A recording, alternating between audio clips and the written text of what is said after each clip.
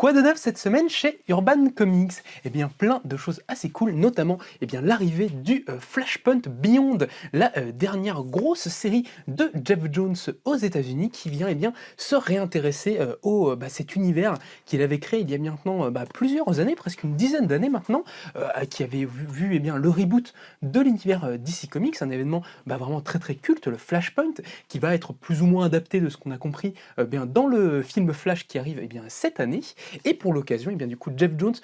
revisite un petit peu cet univers-là avec le personnage de Thomas Wayne, le père de Batman, qui dans cet univers-là est devenu Batman à la place de son fils, qui est mort pendant leur agression à Crime Alley. Tout le principe, en fait, ça va être de reprendre du coup le personnage de Thomas Wayne après en fait tous les événements qui lui sont arrivés en fait dans la série Batman Rebirth, et dans les séries liées au DC Infinite Frontier, qui a vu le personnage être un petit peu transformé et qui va pour des raisons complètement mystérieuses à la suite de son passage dans le multiverse avec la Justice League Incarnate, se retrouver projeté dans cet univers du Flashpoint qui normalement a dû complètement disparaître. Et il va devoir découvrir pourquoi, comment,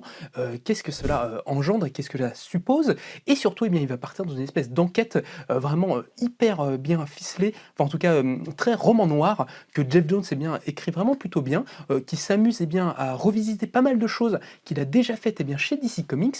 Pour cela, il est accompagné par plusieurs scénaristes, notamment Jeremy Adams, qui scénarise lui Flash actuellement. Et au dessin accompagné par le superbe artiste Zermanico, un dessinateur que moi j'aime vraiment beaucoup et qui fait partie des top stars un petit peu qu'on a chez DC actuellement, qui sera présent en France très prochainement pour la nouvelle un petit peu grosse convention comics,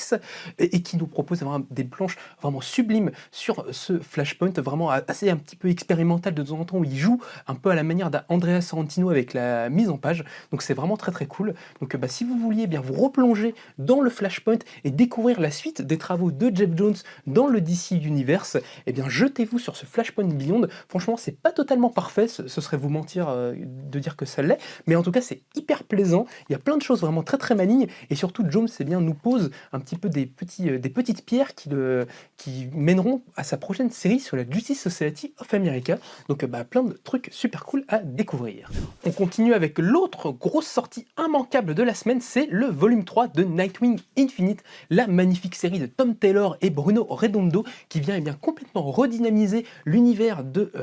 Nightwing et de Dick Grayson, et qui fait maintenant partie, on peut le dire, des meilleures séries actuellement éditées chez DC Comics. C'est vraiment une petite pépite à la fois feel good, hyper attachante, et qui fait vraiment bien son boulot, où Tom Taylor vraiment nous redonne un Nightwing plus fort, plus important que jamais, en revisitant tout son univers, en apportant de nouvelles choses et en renouant toutes les amitiés, tous les liens qu'il a avec des personnages de DC Comics, ou bien avec la ville de Bloodhaven qu'il protège. Ici, on va voir la suite de sa confrontation avec son arc Nemesis, le terrible blockbuster, un espèce de Kate Dukrin complètement sous stéroïdes. Donc que vous dire à part que Nightwing Infinite, ça continue à être vraiment mortel, même après ce tome 3, ça continue d'être vraiment super. Et je vous dis, si vous avez envie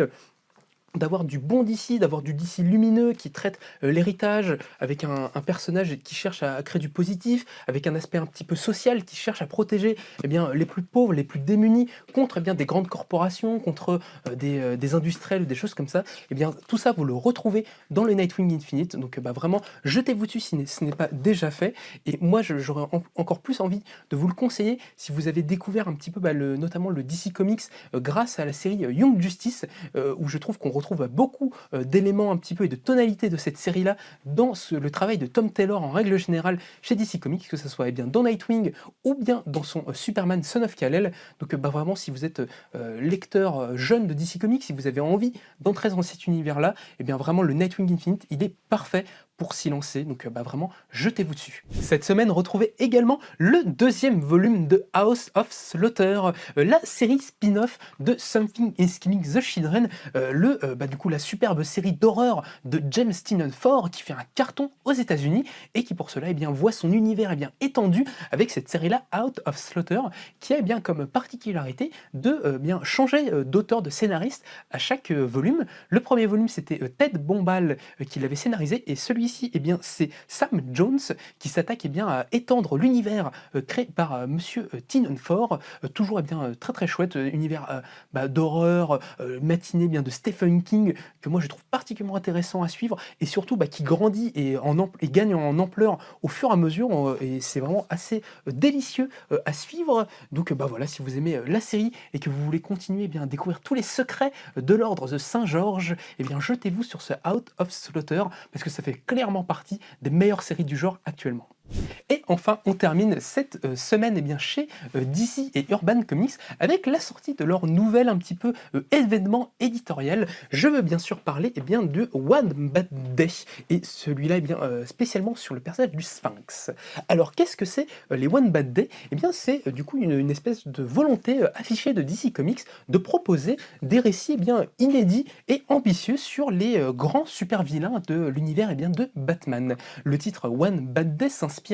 évidemment du classique Killing Joke, du coup où le Joker dit à Batman que n'importe quelle personne, eh bien, peut sombrer dans la folie s'il a une mauvaise journée, et c'est sur cet adage et sur cette idée-là que DC Comics a demandé à un pool, eh bien, de scénaristes et dessinateurs de proposer, eh bien, des histoires justement très ambitieuses, un peu l'idée de réaliser des histoires terminales sur les grands méchants de Batman.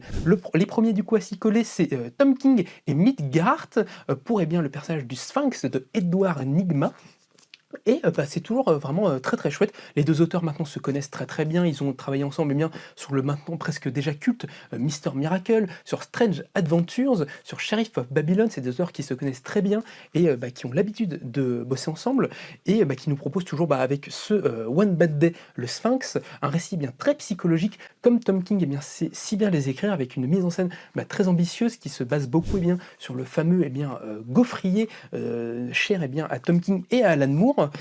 Et on sent vraiment l'idée de se plonger, eh bien, dans la filiation d'un Killing Joke. Donc si vous aimez l'univers de Batman et que vous avez envie de voir des récits sur ces méchants, moi je trouve que la plupart des récits qui ont été faits pour l'instant sont vraiment très très plaisants, et ce Sphinx-là, eh bien, saura vous contenter, notamment si vous êtes fan des deux auteurs comme moi et que vous ne ratez aucun de leurs travaux. Donc voilà, une très très bonne curiosité à ne pas rater chez Urban. Et bien voilà, c'est tout pour cette semaine. On espère que vous réussirez bien à trouver des choses qui vous plaisent, eh bien, dans cette petite sélection. Vous pouvez évidemment, eh bien, retrouver ces livres directement dans le descriptif de la vidéo, ou bien en nous rendant visite au 49 rue La Cépède à Paris. On aura beaucoup de plaisir de parler de tous ces livres-là avec vous. Je vous rappelle également que vous pouvez vous abonner à notre chaîne pour ne rater aucune de nos prochaines vidéos, et n'hésitez pas, eh bien, à nous laisser des petits commentaires pour donner, eh bien, vos impressions et vos avis sur ces nouvelles lectures. Je vous dis, eh bien, à la prochaine, et bonne lecture à vous.